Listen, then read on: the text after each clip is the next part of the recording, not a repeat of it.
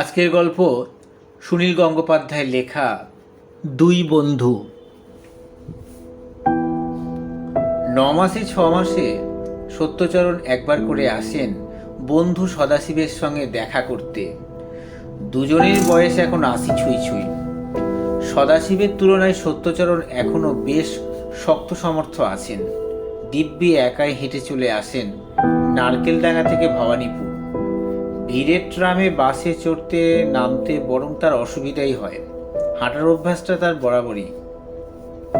সদাশিব নিজস্ব গাড়ি চালায় যৌবন বয়স থেকে। একসময় তার স্টুডিবেকার গাড়ি ছিল। হাঁটা দূরের কথা, তিনি ট্রামে বাসে চেপেছেন জীবনে খুব কমই। হয়তো সেই কারণে তার দুটো হাঁটুই গেছে। এখন সিঁড়ি দিয়ে একটুখানি উঠতেই প্রবল কষ্ট হয়। সেই জন্য তিনি 3 তলায় বসেই থাকেন প্রায় সর্বক্ষণ। সত্যচরণের রোগা লম্বা চেহারা, হাতে সবসময় একটা ছাতা থাকে। সেই ছাতাটা লাঠির কাজ করে। তিনি অবশ্য ধুতির বদলে প্যান্ট শার্ট পছন্দ করেন। বরাবর একটা বিদেশি কোম্পানিতে চাকরি করেছেন বলেই। এখন অবশ্য তার বড় ছেলের প্রায় রিটায়ার করার বয়স হয়ে গেল। সন্ধ্যের পর তিনি ভবানীপুরে এসে বন্ধুর বাড়ির সামনে রাস্তায় দাঁড়িয়ে হাঁক দেন, সদাশিব, সদাশিব। এ বাড়ির গেটে কলিং বেল আছে, কিন্তু সে কথা মনে থাকে না সত্যচরণের। বরাবর এরকম চেঁচিয়ে ডাকায় অভ্যাস।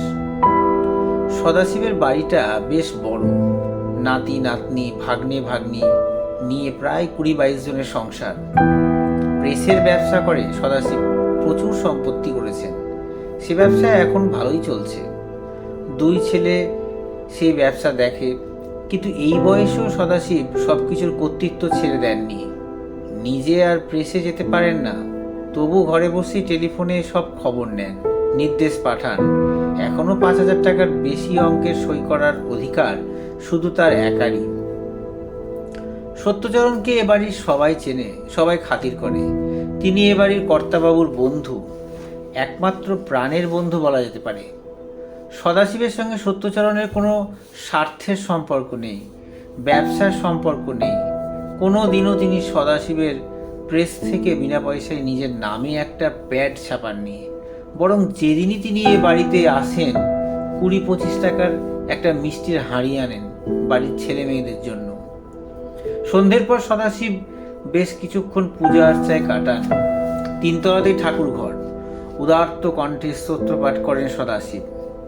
এক সময় তার চোখ দিয়ে জল গড়ায়।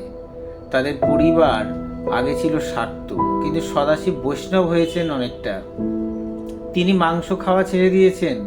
তার শোয়ার ঘরে মস্ত বড় একটা কৃষ্ণের ছবি। এই বয়সেও অবশ্য সত্যচরণের ধর্মে মতি হয়নি। তার পূজা আর্চার বালাই নেই। বাড়ি থেকে না বেরোলে তিনি সন্ধ্যের সময় থেকে এক মনে টিভি দেখেন, একেবারে শেষ পর্যন্ত। 2 বন্ধুর স্বভাবে কিংবা জীবনযাত্রায় প্রায় কোনো মিল নেই। তাদের আর্থিক অবস্থাও একরকম নয়। তবু প্রায় 50 বছর ধরে দুজনের বন্ধুত্ব টিকে আছে। কখনো বড় রকমের মনোমালিন্য হয়নি। বেশ কিছুদিন পরস্পরকে না দেখলে দুজনে ছটপট করেন। 3 তলার সিঁড়ি দিয়ে উঠতে উঠতেই সত্যচরণ ডাকেন, সদাশিব, সদাশিব। বন্ধুর ডাক শুনলেই সদাশিব পুজোর ঘর থেকে বেরিয়ে আসেন। পুজো শেষ হোক বা না হোক, খুশিতে ঝলমল করে তার মুখ। তিনি হাত বাড়িয়ে বলে ওঠেন, এসো সতু, এসো, এবার অনেকদিন পরে এলে। তারপর তিনি বন্ধুকে নিয়ে শোয়ার ঘরের দরজা বন্ধ করে দেন। 2 বৃদ্ধের এমন কি গোপন কথা থাকতে পারে যা দরজা বন্ধ করে বলতে হবে? সদাশিবের ছেলে মেয়েদের ধারণা ওরা দুজনেই ওই সময় মদ খান। তা এই বয়সে এত ঢাক ঢাক গুড়গুড়েরই বা দরকার কি? সদাশিব এ বাড়ির বড় কর্তা। তিনি মদ খেলেই বা কে আপত্তি করবে? তার স্ত্রীও বেঁচে নেই। 2 ছেলে নিয়মিত মদ্যপান করে। আজকাল বড় বড় কোম্পানির অর্ডার আদায় করতে গেলে পার্টি দিতে হয়, আর পার্টিতে কি মদ ছাড়া চলে? সদাশিবের ঘরের আলমারিতে সত্যি থাকে রকমারি মদের বোতল, কিন্তু তিনি মাসের পর মাস মদ ছুঁয়েও দেখেননি। একমাত্র সত্যচরণ এলেই 2টো গ্লাস নিয়ে বসেন। সেই সময় তার ঘরে অন্য কারো ঢোকা নিষেধ। সত্যচরণ জীবনে কখনো 2 পেগের বেশি মদ্যপান করেনি এক বৈঠকে। নেশা করার প্রশ্নই ওঠে না। তিনি আবার তো হেঁটেই ফেরেন নারকেল ডাঙায়, কোনো দিনও তাকে কেউ বেচাল হতে দেখেনি। এত দূর থেকে আসেন তিনি, সদাশিবও তাকে দেখলে যথার্থ খুশি হন। তবু দুই বন্ধুর গল্প করার ধরনটা অদ্ভুত। প্রথমে পারিবারিক কুশল প্রশ্ন, তারপর দুজনের শারীরিক খবরাখবর তো বিনিময় হবেই, তাও বেশ সংক্ষেপে ও মৃদু গলায়। তারপর দুজনেই চুপ। এই বয়সে বোধহয় সামনাসামনি বসলে অনেক কিছু বোঝাবুঝি হয়ে যায়, মুখে আর কিছু বলার দরকার হয় না। অনেকক্ষণ পর দ্বিতীয় পেগ প্রায় অর্ধেক শেষ করার পর সদাশিব হঠাৎ বলে ওঠেন, তাহলে ওটা কুকুরই ছিল, কি বলো সতু? সত্যচরণ মাথা দোলাতে দোলাতে উত্তর দিলেন, না হে, অত ছোট প্রাণী তো নয়, কুকুর হবে কি করে? সদাশিব আরো জোর দিয়ে বলেন, অনেক বড় সাইজের কুকুরও হয়, মনে করো ওটা অ্যালসেসিয়ান। সত্যচরণ বলেন, ওই যোদ্ধারা গোবিন্দপুরে কে অ্যালসেসিয়ান পুষবে? অত রাতে লোকের পোষা দামি কুকুর রাস্তায় ছাড়া থাকবেই বা কেন? সদাশিব ব্যগ্র হয়ে বললেন, তবে কি গাধা? হ্যাঁ, গাধাই হবে নিশ্চয়ই, ওদিকে ধোপাটোপারাও থাকে। সত্যচরণ আর কিছু না বলে মুচকি হেসে উঠলেন। এবার তার ওঠার সময় হয়েছে। বছরের পর বছর ধরে দুই বন্ধুর প্রায় এই একই ধরনের আড্ডা চলে আসছে। শেষের দিকে উত্তেজিতভাবে সদাশিব বন্ধুর হাত চেপে ধরে বলতে থাকেন, আমি বলছি ওটা গরু ছিল না, গাধা কিংবা কুকুর, এমনকি ছাগলও হতে পারে। সদাশিব ব্যাকুল ভাবে বলেন, বিশ্বাস করো সতু, আমি গোহত্যা করিনি, আমি নিজের চোখে দেখেছি। প্রায় 25 বছর আগেকার একটা ঘটনা। তখন সদাশিবের একটা বাগান বাড়ি ছিল মধ্যম গ্রামে। সেই বাড়িটা এখনও তার আছে, তবে বাগান আর নেই, ভাড়া দেওয়া হয়ে গেছে। মাঝে মাঝে শনিবার সন্ধ্যেতে সদাশিব বন্ধুবান্ধব নিয়ে সেই বাগান বাড়িতে যেতেন ফুর্তি করতে। মেয়ে ঘটিত দোষ তার ছিল না, গান বাজনার খুব শখ ছিল। ওইখানে মদ্যপানের সঙ্গে গান বাজনারও চর্চা হতো। একবার বেশ রাত হয়ে গিয়েছিল, তা প্রায় 11:30 হবে। সত্যচরণকে পাশে বসিয়ে নিজে গাড়ি চালিয়ে ফিরছিলেন সদাশিব। ঈষৎ নেশা হলেও তার হাতে স্টিয়ারিং ঠিক ছিল। কথা বলছিল একটু বেশি, সিগারেট টান টান। ঘন ঘন গঙ্গানগরের মোড়টার কাছে গাড়ি ঘোরাতে যাবেন, এমন সময় আচমকিতে সাদা সাদা মতন কি করে যেন একটা দৌড়ে এলো রাস্তার মাঝখানে। সদাশিব ব্রেক কষতে একটু দেরি করে ফেললেন। অত ভারী গাড়িতে মরমর করে হাড় ভাঙার শব্দ হলো। সদাশিব হতবুদ্ধি হয়ে গিয়ে বলছিলেন, কি হলো সতু, কি হলো, কি চাপা দিলে? একটু দূরের মাঠের মধ্যে যাত্রাপালা হচ্ছে, পরিষ্কার দেখা যাচ্ছে মঞ্চটা। নাকি নাকি গলায় পুরুষেরা ফিমেল পাঠ করছে। তখনও যাত্রার আসল মেয়েদের নেওয়াটা চল হয়নি। কয়েক হাজার লোক মুগ্ধ হয়ে শুনছে সেই যাত্রা। তারা ব্রেক কষার কর্কশ শব্দটা শুনতে পেয়েছে। এই বুঝি তেড়ে তেড়ে আসবে দলে দলে মানুষ। সামান্য একটা ছাগল চাপা দিলেও এখানে লোকে 100-200 টাকা দাবি করে। পাড়ার কুকুর মরলে তো তাদের শোক উতলে ওঠে। সত্যচরণ বন্ধুকে একটা ঝাঁকুনি দিয়ে বলেছিলেন, থেমে রইলি কেন? লোকের হাতে মার খেয়ে মরবি যে, শিগগিরই স্টার্ট দে। সদাশিব তবুও ফ্যালফ্যাল করে চেয়ে বলেছিলেন, কি চাপা দিলাম? সত্যচরণ ব্যস্ত হয়ে বললেন, ওটা একটা গরু, শিগগিরই চল।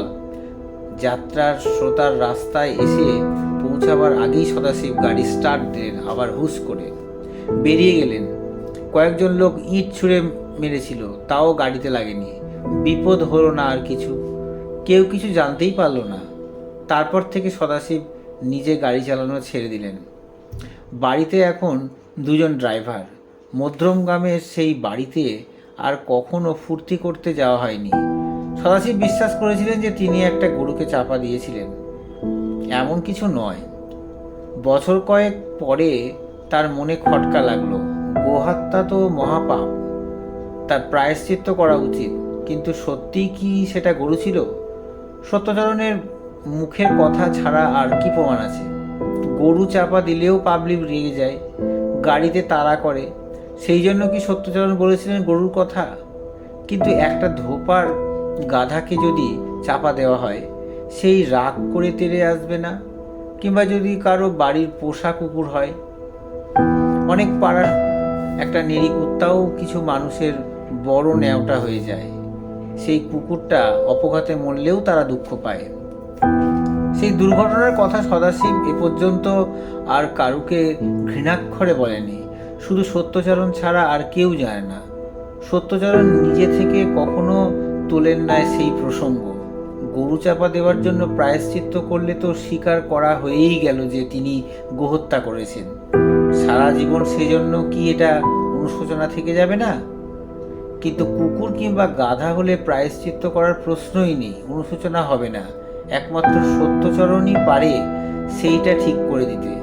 কিন্তু সত্যচরণ সেই যে একবার গরু বলেছে, আর কিছুতেই ফেরাবে না সে কথা।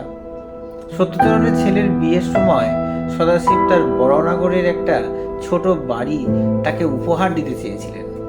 সত্যচরণ হেসে বলেছিলেন, পাগল নাকি, তোর বাড়ি নিতে যাব কেন? শুধু ছেলের যদি যোগ্যতা থাকে সে নিজেই একদিন বাড়ি করবে। সত্যচরণ চাকরিজীবী ছিলেন, চিরকাল ভাড়া বাড়িতে কাটিয়ে গেলেন। তার ছেলেও আজও বাড়ি করতে পারেনি। সত্যচরণের ছোট মেয়ের সঙ্গে সদাশিব নিজের মেজ ছেলের বিয়ে দেওয়ার জন্য খুব উঠে পড়ে লেগেছিলেন। দুই পরিবারের জাতেরও অমিল নেই, থাকলেও সদাশিব বোধহয় গ্রাহ্য করতেন না।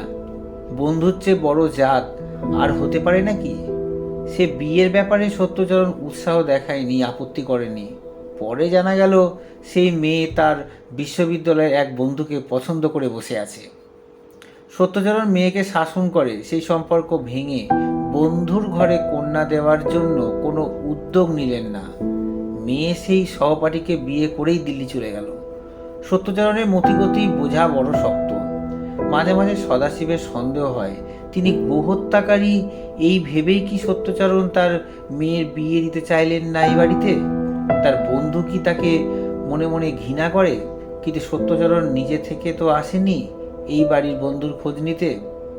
এক শীতকালে সন্ধেবেলা সত্যচরণ আবার নারকেলডাঙ্গা থেকে হাঁটতে হাঁটতে এলেন ভবানীপুরে।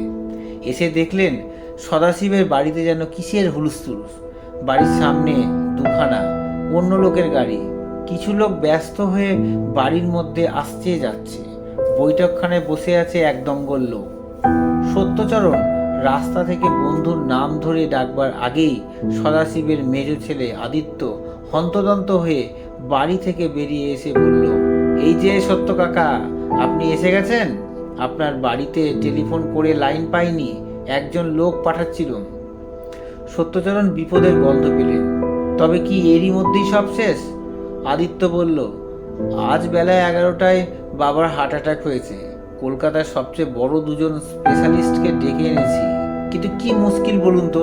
একজন বলছে এই অবস্থায় রিমুভ করাটা খুব রিস্কি, আর একজন বলছে নার্সিং হোমে নিয়ে না গেলে ঠিক চিকিৎসাই হবে না। এখন কি করি বলুন তো।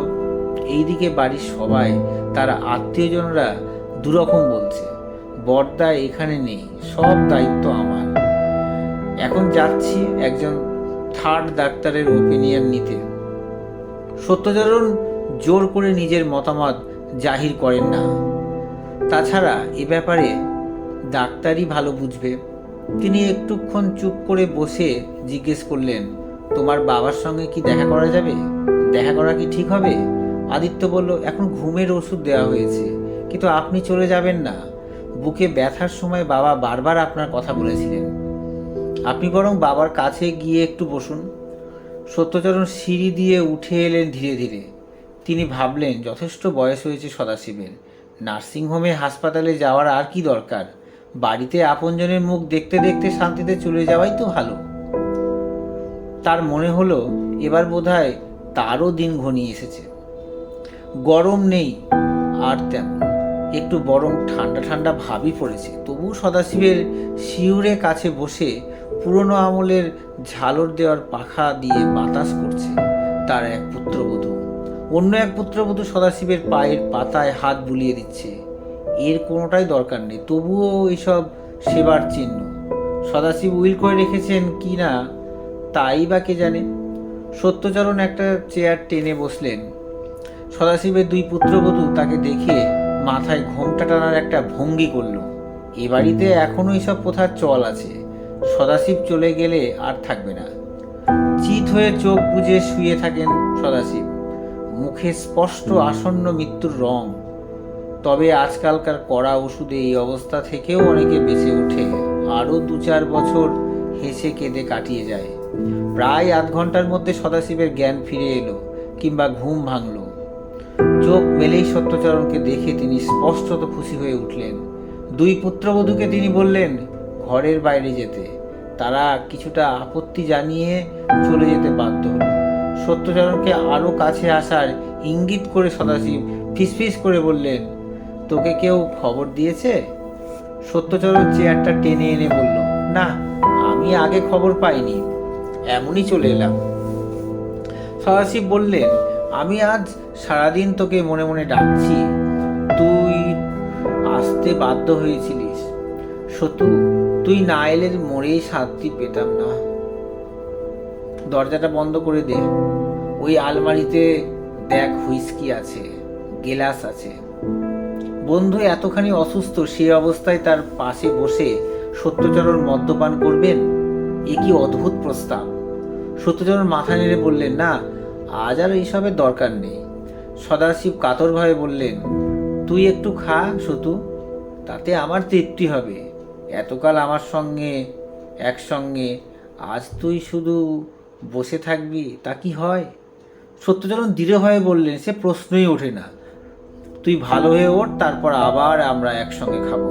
সদাশিব বললেন, ভালো হয়ে উঠবো, হ্যাঁ, কিন্তু যদি এ যাত্রায় না উঠি, মাথায় একটা পাপের বোঝা নিয়ে চলে যাব। সতু, এখন অন্তত সত্যি করে বল, ওটা কি গরুই ছিল না অন্য কোনো জানোয়ার? সত্যচরণ চুপ রইলেন। সদাশিব মাথাটা একটু উঁচু করে বললেন, সতু, একবার সেদিনের ঘটনাটা ভালো করে ভেবে বল। সত্যচরণ তবু চুপ করে রইলেন। মধ্যগ্রাম থেকে সেই রাতে ফেরার ঘটনাটা তিনি চোখের সামনে স্পষ্ট দেখতে পাচ্ছেন। সদাশিব দুর্বল হাতখানি তুলে বন্ধুর গায়ে রেখে বললেন, আর কেউ না জানুক, তুই তো জানবি আমি গোহত্যার পাপ মাথায় নিয়ে পৃথিবী থেকে চলে যাচ্ছি। কিন্তু তোর তো ভুল হতেই পারে। সেদিন অন্ধকার রাত ছিল, অমাবস্যার ঠিক পরের দিন। সত্যচরণ এক দৃষ্টিতে বন্ধুর মুখে দিতে চাইলেন। মৃত্যু পথযাত্রীকে যে কোনো কথা বলে সান্ত্বনা দিতে দোষ নেই। তিনি মৃদু হেসে বললেন, তোর সঙ্গে আমি এতকাল ঠাট্টা করতুম রে, সেটা ছিল আসলে একটা গাধা। কুকুর টুকুর না, গাধা। স্পষ্ট দেখেছি তুই গোহত্যা করিসনি। গাধারা তো এইরকমই মরে। একটা তৃপ্তির নিঃশ্বাস ফেললেন সদাশিব। দুচোখ দিয়ে গড়িয়ে এলো জল। একটুক্ষণ বিশ্রাম নিয়ে তিনি তোষকের তলা থেকে টেনে বের করলেন একটা খাম। তার মধ্যে অনেক কালের পুরনো একটা মলিন খবরের কাগজের কাটিং। সেটা সদাশিব ছিঁড়ে ফেললেন টুকরো টুকরো করে। তিনি যে গোহত্যা করেননি তার অকাট্য প্রমাণ এতদিন তার কাছে জমা ছিল। ওই কাগজের কাটিংটা সত্যচরণের চেনা, তার কাছেও একটা আছে। ওই কাগজে ছাপা হয়েছিল গঙ্গানগরের মোড়ে সেই নিহত যুবকটির ছবি। নমস্কার।